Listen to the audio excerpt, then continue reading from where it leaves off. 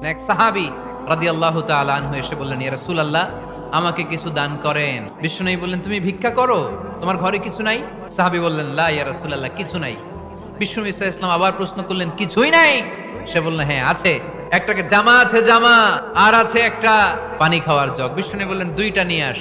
সাহাবী রাদিয়াল্লাহু তাআলা আনহু জামার জগ নিয়ে এসে বিশ্বনবী সাল্লাল্লাহু আলাইহি ওয়াসাল্লামের হাতে দিলেন।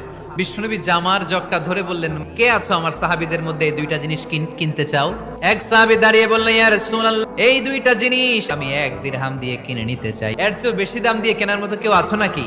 আরেক সাহাবী হাত তুলে বললেন, ইয়া রাসূলুল্লাহ, আমি 1 দিরহাম নয়, আপনার সম্মানে 2 দিরহাম দিয়ে জিনিসগুলো কিনে নিতে চাই। দিয়ে দেয়া হলো। 2 দিরহাম নিয়ে বিষ্ণু ইসলাম ভিক্ষুক সাহাবীর হাতে দিয়ে বললেন, যাও 1 দিরহাম দিয়ে তোমার পরিবার পরিজনদের জন্য খাবার কিনে নিয়ে যাও, আর 1 দিরহাম দিয়ে একটা কুঠার কিনে নিয়ে আস। ওই সাহাবী আর 1 দিরহাম দিয়ে একটা কুঠার কিনে নিয়ে আসলেন। বিশ্বনবী কাঠের একটা হাতল লাগাই দিলেন আর বললেন, যাও এই কুঠার নিয়ে জঙ্গলে যে কাঠ কাটো, বাজারে যে বিক্রি করো। 15 দিনের ব্যবধানে 10 দিরহাম নিয়ে বিশ্বনবীর দরবারে ওই সাহাবী হাজির হয়ে গেলেন।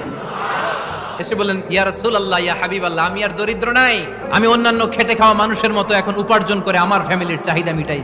এই প্রফেটিক স্টোরি থেকে আমাদের জন্য শিক্ষা হচ্ছে, তুমি হাত পাতলে লোকজন তোমারে দিতেও পারে, নাও দিতে পারে, কিন্তু পরিশ্রম কখনো বৃথা যায় না।